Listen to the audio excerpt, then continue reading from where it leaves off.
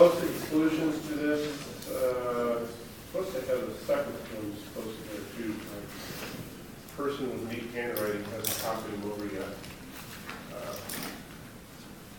If you have any questions on it, come see me. Any more? Any questions on this homework you just did? Hopefully this is fairly straightforward. Basically, to give you the structure of what the transformation matrices. The question is, why do we want to worry about all these different transformation matrices? That's what we're going to talk about today, is system realization. Main difference from what you had in your basic controls class other than mechatronics or 52, 6200 or is in kind of traditional controls, we're designing the compensator to drive a plant and feeding back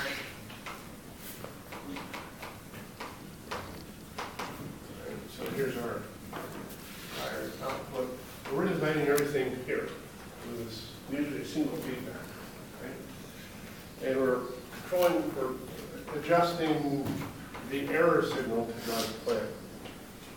What we're doing in this state space method is a little different. We're not controlling the error signal to the plant. We're feeding back straight line, figuring out what gain I am going to feedback all of the states. These are all the states of the system. Right, and we're designing this feedback path. Okay? So it's real important we know what these states are. Right? Difference here, here's from C matrix to my output. Okay? So some states are easy to deal with, others are not too easy to deal with. Okay? So I need to be able to sense every one of those states, multiply it times some gain, sum them up, that creates my whole feedback or my whole control system. Question is what form of the states? We went through like bond graphs, linear graphs. You have a minimum number of states that describe the system. But there's things like voltage, position, velocity, force, all these things. Can you measure those things? Are they measurable things? Yeah. I can put a position sensor there. I can put force sensors on, voltage sensors, whatever I need. Those are great things to feed back. Right? What about so-called phase variables, where I have position, velocity, acceleration, jerk, so forth, and how many order they have? How easy are those to feedback? Sense. They can sense position fairly well. Velocity, or acceleration. It gets to be difficult. Accelerometers don't necessarily measure the proper acceleration order. How do I measure jerk? Purely acceleration. Starts getting a little difficult to do. So those often aren't the best variables to use for implementing. Okay? But they're really easy ones to solve these equations for. So, we're going to do. I have a question. Yes, always have questions. So, on your state series example on the right, I don't understand it. So you're feeding in your desired states, is that correct? Yes. And then This would be maybe one or more of the desired states. So this would still be some R, which might be one of my states. sorry. Yeah. So I might say one of my states might be position. I'm doing position controller. Okay, I'll just look at that one. There is, of course, yeah, we'll get into the details of this, but there's a whole other box you can put here that sorts out which of those states do I want to look at. Okay. Feeding back all states. All right, let's look at how we go from one form to another, which is what we've been talking about here. Okay,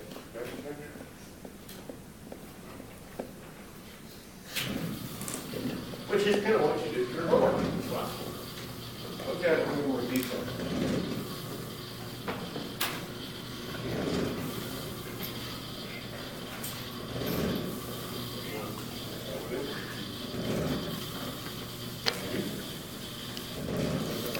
Sounds like something in a horror movie where you just hear it coming or the machine is activating.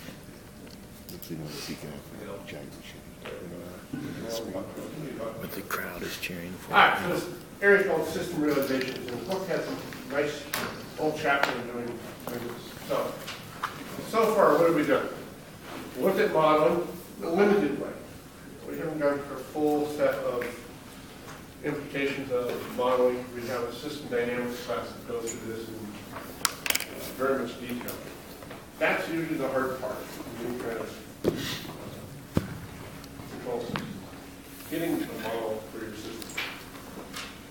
Use linear algebra. Whole classes about linear algebra, so really brush up on that stuff.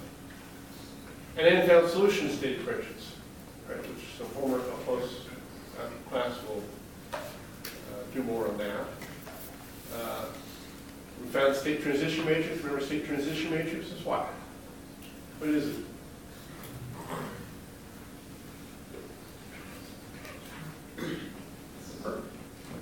Basically the solution to your set of differential equations. Yeah.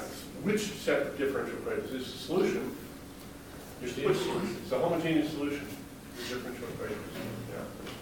So in a test or something, you said, what is the state transition matrix? You can say it is the homogeneous solution to the state equations. Right? We haven't talked about stability yet. We'll get into that. So I want to look at the control system. We talked about classical control. We're playing with the error signal, okay, to make the system bigger. One of the limitations is,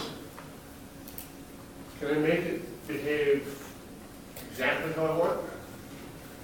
In classical control, it should be 200, 600. Those who took that class. How many poles can I adjust? Say I have a fourth order system. Usually we're only playing with two of them, dominant poles. And modern control, we'll deal with all of them. We can set the desired location of all of our roots of our system, every single pole. It's one of the advantages. Disadvantage is the more complex system. Okay, classical controls, we designed some G1 with single feedback. Here, we're going to feedback all of the states for a controller and make the system work. The question is these different forms of states have different advantages and disadvantages. Right? So we want to be able to move from one form to another fairly easily. So that's this whole idea of the realization. So remember our standard form for equations is state vector derivative equals A matrix times X plus B times the input, the output, C times X plus D times the input. Absolutely standard form we'll all use. In fact, one of the things is almost every book uses the same letters. That's one of the advantages of this. And we'll look at transformations. If I want to transform to some other form, my state variables, so I need for that some transformation matrix P, and then carry that through to our state equations. Well, P is not is a very matrix of constant, so it's P x dot. That simply put in our new state vector into every place. And notice the input and output are still the same input and output. Important thing. Then I can find my new state equations. X dot, P inverse AP. Well, you've been doing that in homework and see how those things work. The other thing we haven't played with yet are the input, P inverse P, and the outputs, which is C times P. Notice this, that don't change. Same input, same output. So let's look at an example, really simple one. Simple math spring thing. Solve this one a gazillion times. And we can set up the states a lot of different ways. One of them, if we look at the basically from trees, links, or from bond graphs. We look at the states in terms of the energy of each energy storage element. It says that derivative of V of the mass is equal to 1 of mass times the force of the mass. Derivative of the force of the spring is K times the velocity of the spring, and force of the damper is D times V. And straight out of linear graphs called bond graphs. Use Kirchhoff's current, Kirchhoff's voltage laws, all the details, but you get what the force of the mass is, what the velocity of the spring is, and the velocity of the damper. Put it all into state form. So here's our two-state equations. V and m dot, constant times Vm, another constant times Fk. Input is force, second state equation. That's what you're doing in all along. Or as you put it in this matrix form, here's your A matrix and a B matrix. What's kind of nice about this form? I want to feed back velocity of the mass and force of the spring. Can I do that? Can I have transducers that measure velocity of the mass? Yeah, really easy. Can I get a transducer that measures force of the spring? Yeah. In fact, I might actually do that through the displacement of the spring, but it's still very easy to do. Right? All right. These are what we call physical variables. They're measurable things. Right? We can alternatively look at the same system, kind of the more traditional way you're talking dynamics and numerical methods. Is you sum forces, right? mv dot plus bv equals, or plus the integral of kv. Differentiate all one thing to the second order equation. And my states now are v and x1 is v, x2 is x1 dot, which is acceleration, right? And I can have my two-state equations. Perfectly valid. There's my state equation for these state variables. A matrix, B matrix.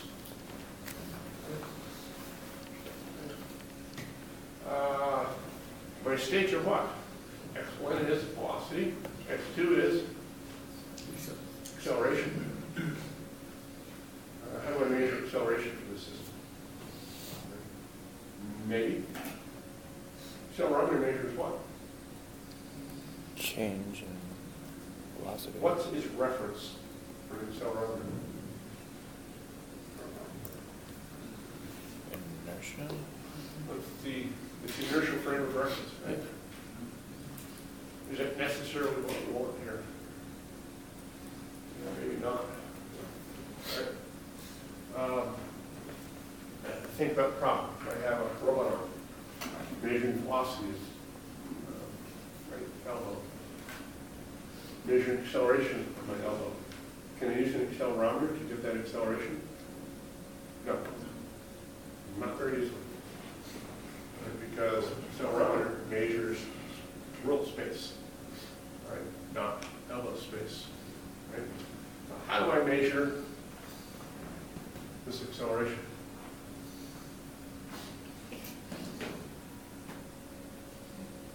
Well, how would you do it? You're an engineer, you're assigned to get transducers to measure these two things. How do you do it? Derivatives of velocity. Right, differentiate velocity, right?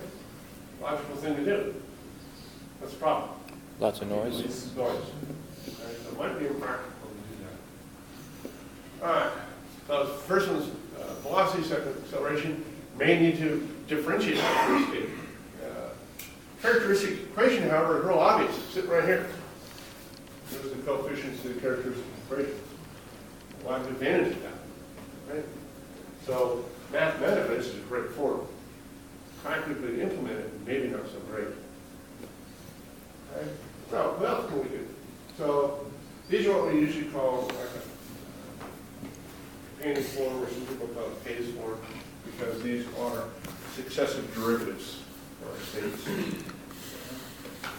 Well, we can diagonalize the problem, do that, eigenvalues, eigenvectors, do that. Advantage here is the state transition matrix is trivial. I can tell you what's a diagonal matrix, really easy to do. States are not obvious here, right? Because they're the eigenvector space, right? So getting the feedback is really difficult, possibly in this form. But doing the math is a piece of cake, so it's great if I want to do the math. Very difficult if I want to implement it.